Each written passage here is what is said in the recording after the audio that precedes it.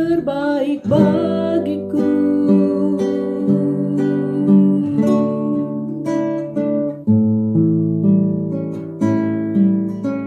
Tuhanku percaya rencana-Mu indah, walau saat ini tak ku mengerti. Engkau telah berfirman, memberi masa depan, damai sejahtera, penuh harapan. Ku tahu rencana-Mu indah bagiku, ku tahu kehendak-Mu baik bagiku, ku tahu rancangan-Mu sempurna bagiku, ku tahu jalan-jalan-Mu yang terbaik bagiku.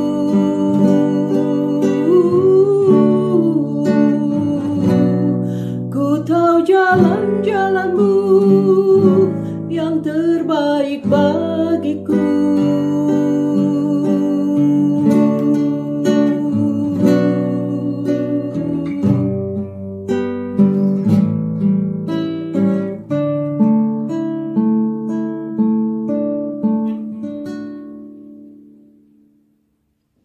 Shalom, kita akan lanjutkan pembacaan kita pada malam hari ini. Terambil dari Kejadian 35, ayatnya yang ke-22 sampai dengan ayatnya yang ke-29. Kejadian 35, ayat yang ke-22 sampai dengan 29. Dikatakan anak-anak Yakub, Ishak mati. Ketika Israel diam di negeri ini, terjadilah bahwa Ruben sampai tidur dengan Bilha gundik ayahnya, dan kedengaranlah hal itu kepada Israel. Adapun anak-anak lelaki Yakub 12 orang jumlahnya. Anak-anak Lea ialah Ruben, anak sulung Yakub, kemudian Simeon, Lewi, Yehuda, Isakar, dan Zebulon. Anak-anak Rahel ialah Yusuf dan Benyamin. Dan anak-anak Bilha, budak perempuan Rahel, ialah Dan serta Naftali. Dan anak-anak Zilpa, budak perempuan Lea, ialah Gad dan Asher. Itulah anak-anak lelaki Yakub yang dilahirkan baginya di padang Aram. Lalu sampailah Yakub kepada Ishak ayahnya di Mamre dekat Kiryat Arba. Itulah Hebron, tempat Abraham dan Ishak tinggal sebagai orang asing. Adapun umur Ishak 180 tahun. Lalu meninggallah Ishak. Ia mati dan dikumpulkan kepada kaum leluhurnya. Ia tua dan suntuk umur. Maka Esau dan Yakub, anak-anaknya itu, menguburkan dia. Sebelum kita lanjut, kita akan berdoa dulu untuk firman Tuhan yang kita baca. Terima kasih Tuhan bahwa Engkau Allah yang memperhatikan setiap keturunan-keturunan kami. Apapun yang kami lahirkan, itu adalah berkat yang Kau berikan dalam hidup kami. Bahwa Engkau mewariskan sesuatu kepada anak-anak kami. Dan bila anak-anak yang Kupercayakan itu boleh menjadi anak-anak yang bertumbuh, takut akan Tuhan. Terima kasih Bapa Surgawi, terima kasih. Berikan hikmat-Mu untuk kami mengerti akan firman-Mu pada malam ini di dalam nama Yesus. Amin.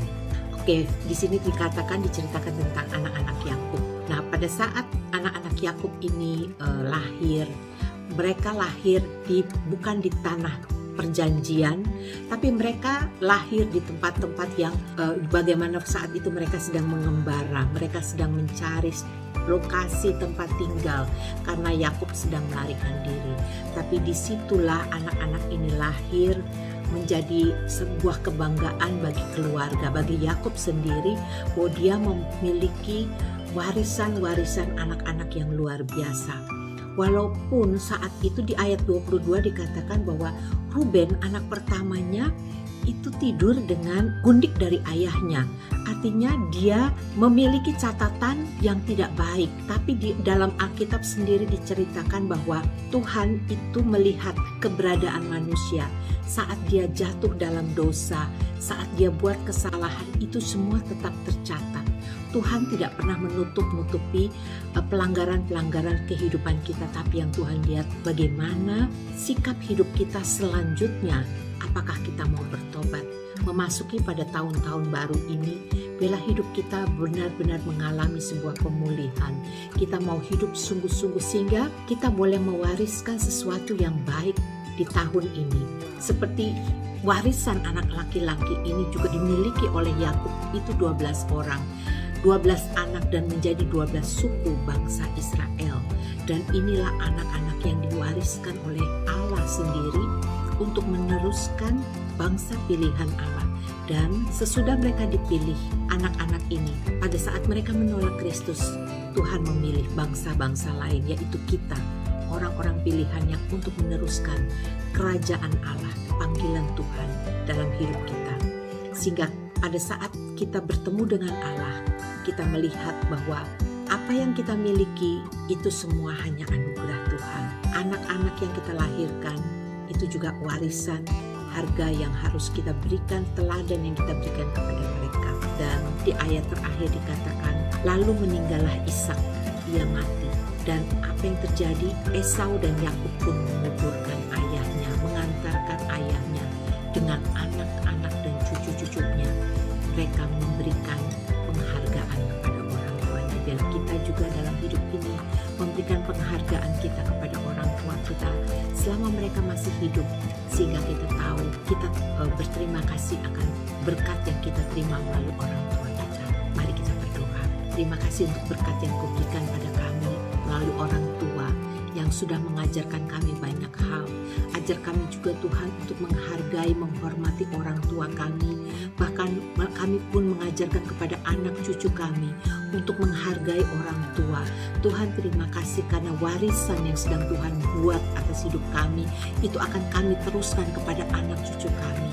Sehingga mereka pun boleh memiliki sebuah karakter Allah. Kami mau berdoa memasuki tahun baru ini, anak-anak kami menjadi anak-anak yang tumbuh takut akan Tuhan, sehingga di dalamnya nama Tuhan dipermuliakan. Biar Kau memberkati generasi anak-anak kami, sehingga mereka boleh lahir memiliki roh takut akan Allah.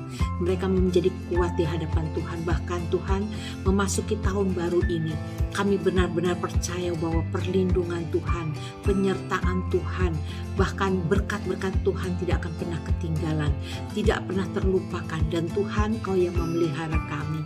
Dan biarlah setiap kami hidup dalam takut akan Tuhan, seperti kami sedang membangun kemah bait Allah yang sudah dibaca Tuhan sebelumnya, bahwa kami pun membangun kemah Tuhan dalam hidup kami, dalam roh batin kami, sehingga nama Tuhan dipermuliakan. Dan di situ anak cucu kami boleh melihat dan mempermuliakan Tuhan. Di dalam nama Yesus kami berdoa dan bersyukur. Terima kasih Bapa. Haleluya.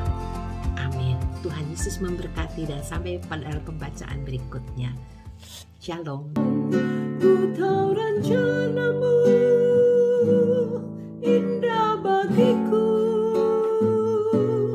ku tahu kehendakmu baik bagiku,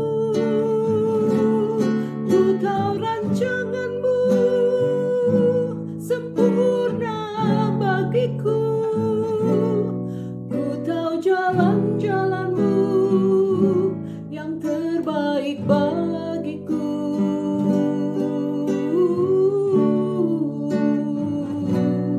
Ku tahu jalan-jalanmu yang terbaik bagiku.